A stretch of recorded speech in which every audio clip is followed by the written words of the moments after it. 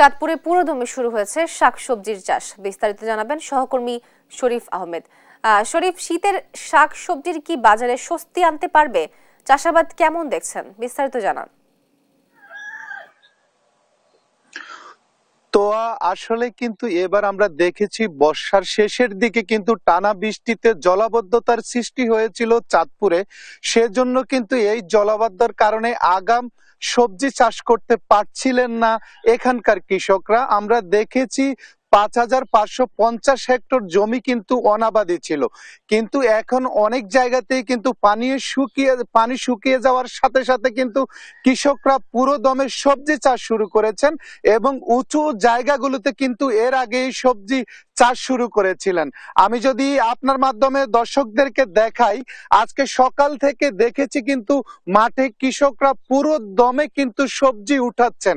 অর্থাৎ তারা যে উৎপাদন করেছেন যে সবজিগুলো, লাল শাক, পালং শাক, ধনিয়া পাতা এবং কুমড়ার শাক, লাউ, এই সব কিন্তু তারা তুলে হাটে নিয়ে যাচ্ছেন।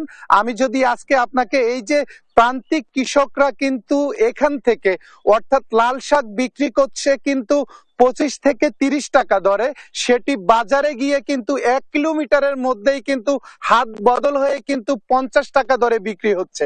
ধনিয়া পাতা সেটি কেজি বিক্রি হচ্ছে 110 টাকা, কিন্তু আমরা দেখছি এটি 1 কিলোমিটার দূরে হাটে কিন্তু বিক্রি হচ্ছে হাত বদল হয়ে।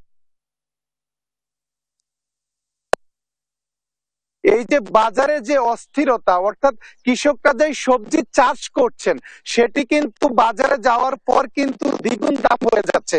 তো এই বিষয়ে যারা ক্রেতা রয়েছেন তারা বারবারই কিন্তু একটি বিষয় দাবি করছেন যে এই বাজারের অস্থিরতা কিন্তু যদি ঠিক মতো সঠিক জায়গায় আনতে চান তাহলে বাজার মনিটরিংটা জরুরি।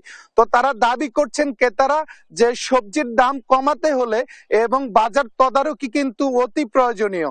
তারা প্রশাসনের কাছে দাবি জানাচ্ছেন যেন এই যে বাজার যে অস্থিরতা সেটিকে স্বস্তিতে আনার জন্য যেন বাজার নিয়মিত মনিটরিং করা হয়।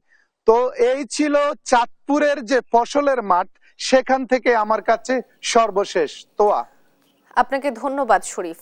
চাঁদপুরের শীতের শাকসবজির খবর, বাজারের খবর জানাচ্ছিলেন সহকর্মী শরীফ।